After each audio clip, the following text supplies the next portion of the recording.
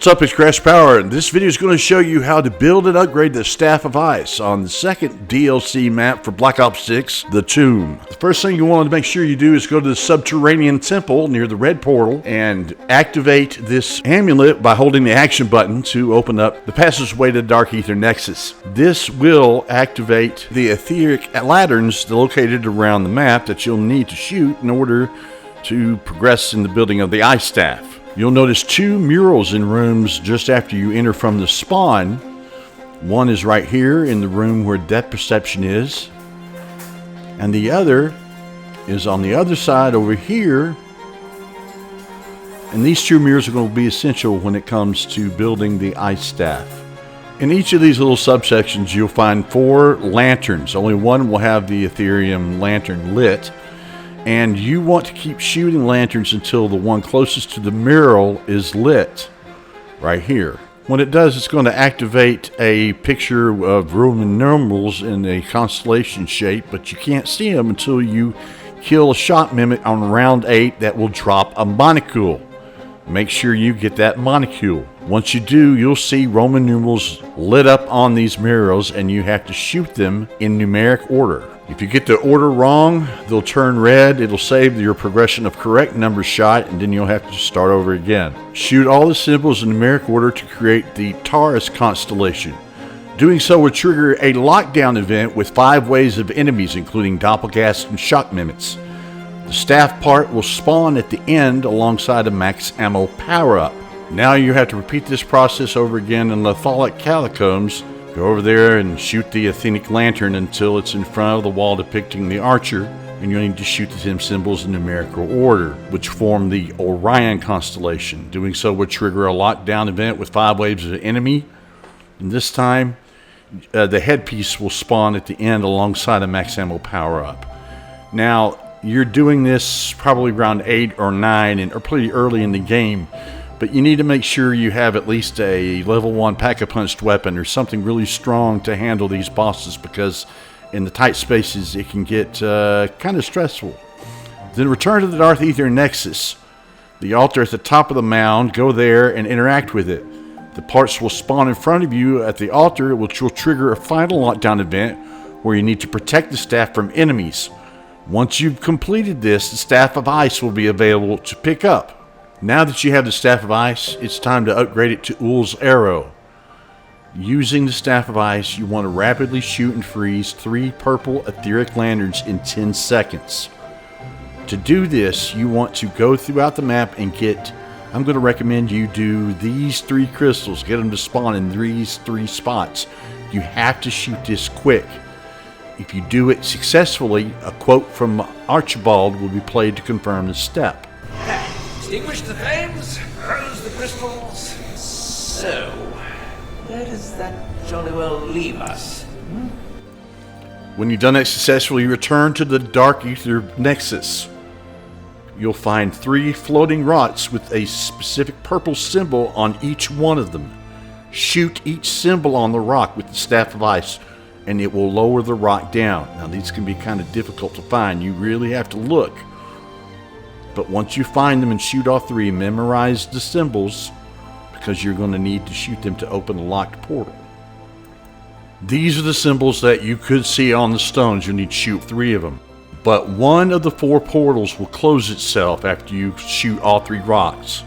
Go to the opposite side, outside the Dark Aether Nexus, and you'll find the door that's closed. And shoot the symbols from the 3 rocks you find on this door. This will reopen the portal, but before you can go through, check the floor in front of the portal.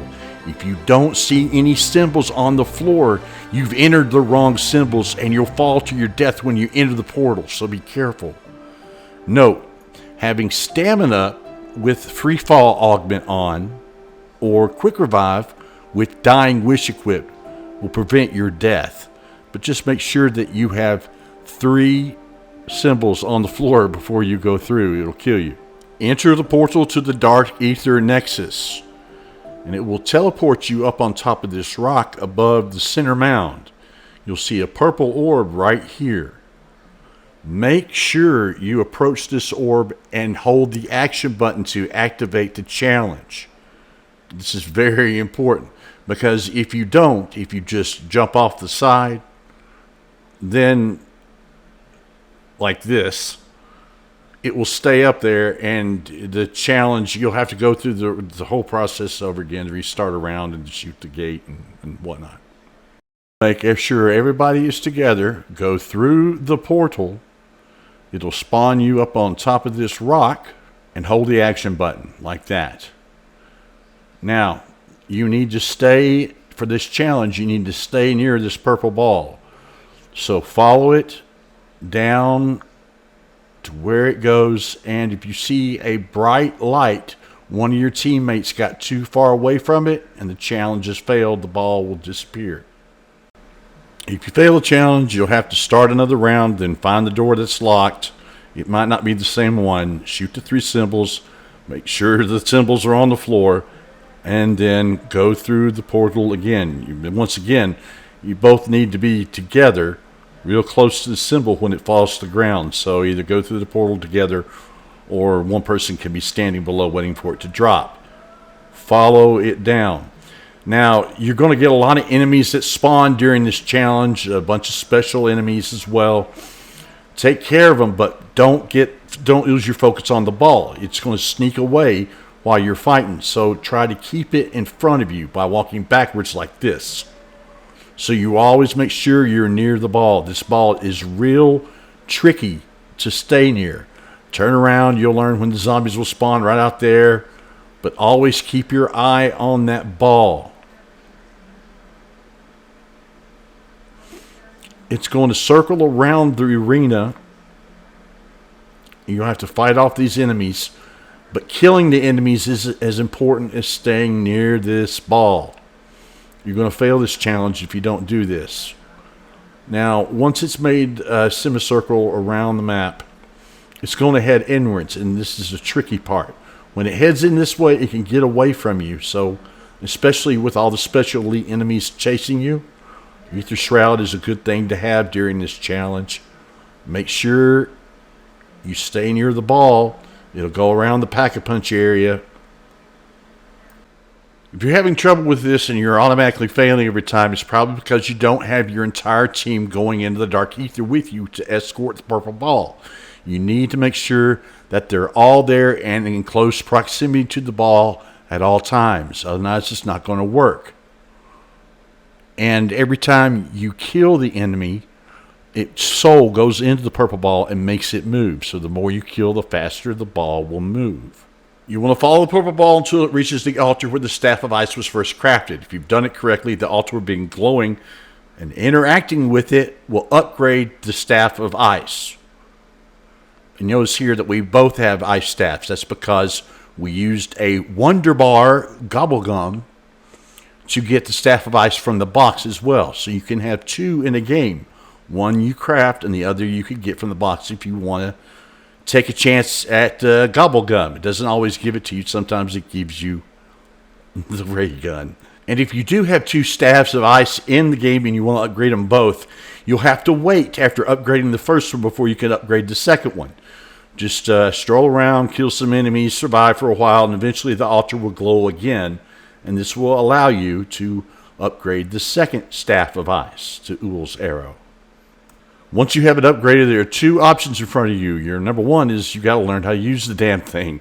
So you've got your primary fire just like before it was upgraded, but now you've also got an alt fire, which is L2 on a controller. You hold that down for a few seconds for a charged attack that's going to create a storm cloud in front of you, and it will freeze any zombies that walk into it, just like the Origins Ice Staff.